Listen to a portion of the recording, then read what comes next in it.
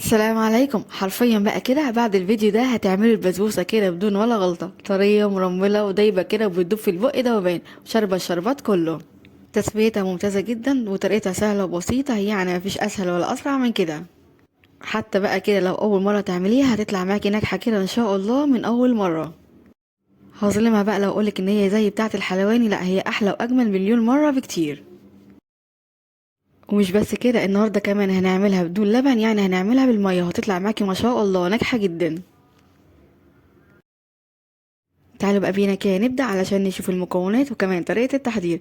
قبل ما نبدأ بقى كده ما ننساش اللايك الجميل والشير والمشاركة لكل حبايبنا، وكمان الاشتراك في القناة لو لسه مش مشتركين، تفعيل زر الجرس علشان يوصل لكم الإشعار بكل الوصفات الجديدة. تعالوا بينا نبدأ.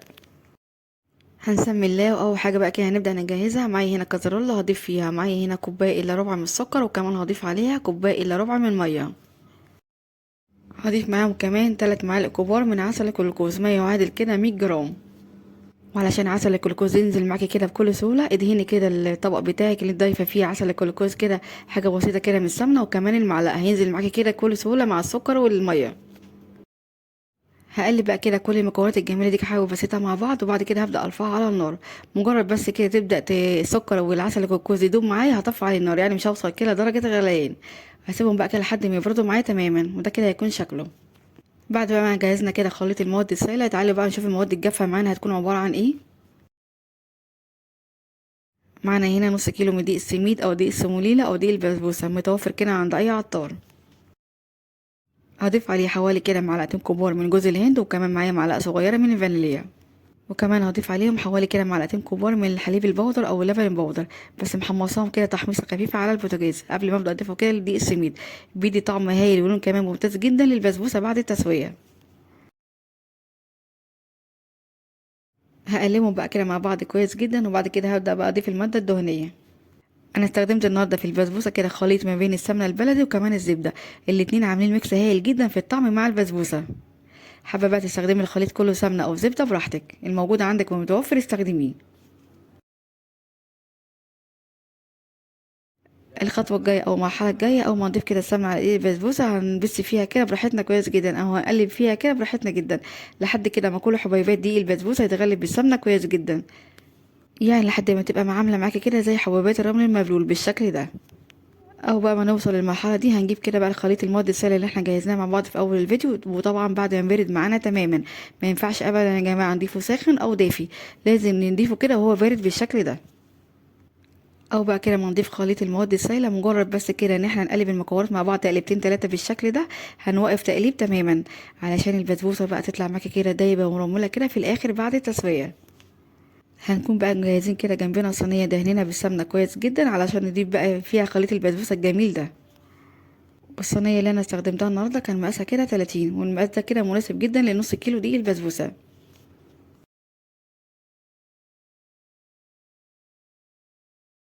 بعد ما دهنا بقى الصينية بالسمنة كويس جدا هنبدأ بقى نضيف فيها الخليط بالشكل البسيط ده.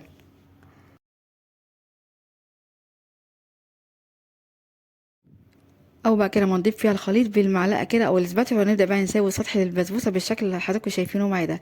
وممكن كمان بقى كده ناخد الصينية بتاعتنا كده نخبطها خبطتين 3 كده على الرخامة، السطح هيطلع معاكم ألمس زي ما حضراتكم شايفين.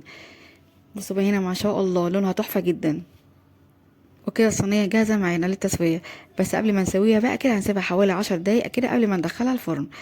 خلال بقى ال10 دقايق تعالوا نجهز كده او نحضر مع بعض كده شربات البسبوسة. وطبعا بقى كده زي ما كلنا عارفين شربات البسبوسة بيكون معانا خفيف وكمان يكون ساخن.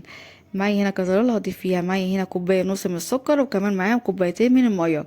هضيف عصير نص ليمونة، وكمان معلقة كده صغيرة من الفانيليا. كمان هضيف معاهم بقى كده معلقة كبيرة من عسل الجلوكوز. نحاول بقى كده ما نستغناش عن معلقة الجلوكوز لان هي هتفرق معاكم جدا كده في شربات البسبوسة.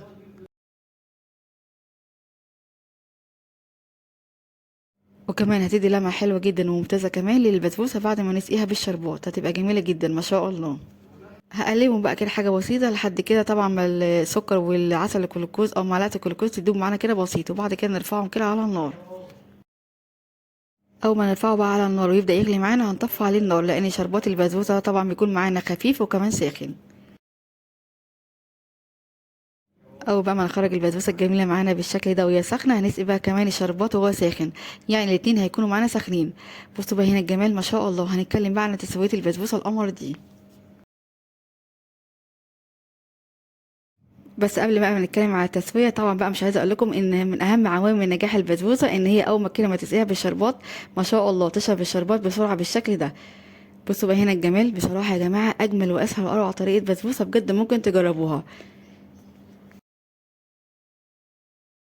وهنا بقى البسبوسه هنسقيها كده بكميه الشربات كلها اللي احنا كنا مجهزينها مع بعض في اول الفيديو. نرجع بقى كده لتسويه البسبوسه. طبعا سوينا البسبوسه بتاعتنا كده في فرن ساخن مسبقا على درجه حراره 180، وحطينا الصينيه بتاعتنا كده في الرف الاوسط. هنسيب بقى كده البسبوسه بتاعتنا كده في الفرن من 25 ل 30 دقيقه. اول بقى ما نلاقي الجوانب بتاعتها بدات تحمر وتاخد لون، هنطفي النار من تحت ونشغل كده عليها شوايه حوالي 5 دقايق. بس اهم حاجه بقى في المرحله دي او الخطوه دي، اول ما نشغل الشوايه ناخد بالنا منها كويس جدا علشان ما تاخدش مننا لون بزياده. وطبعا بقى التسويه هنا على حسب كل واحد والفرن عنده. او بقى ما نخرجها من الفرن هنسقيها كده بالشربات كله على طول ما شاء الله وهي سخنه، والشربات كمان يكون ساخن. بعد كده بقى هنسيبها لحد ما تتشرب بالشربات وتبقى معانا بالجمال ده كله. بجد يا جماعه ولا اروع ولا اجمل من كده. هتعملوها كده ولا احسن من اي محل حلواني. بسبوسه ناجحه جدا، طريه ومرمله وبتدوب كده في البق دوبان، شربت شربات وطريقتها كده اسهل ما يكون.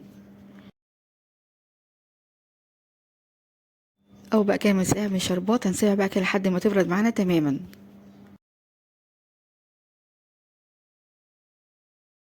والاجمل بقى كده وكمان الاحلى لو سبتيها بقى كده لتاني يوم وبدأتي تقدميها وبألف هنا. بس انا بقى طبعا كنت مستعجله، سبتها كده حوالي ساعتين بس، وبعد كده قطعتها وقدمتها معاكم بالشكل الجميل ده. بصوا بقى الجمال ما شاء الله. تضغطي بقى كده عليها بمعلقه او بالشوكه كده تدوب معاكي كده ذوبان.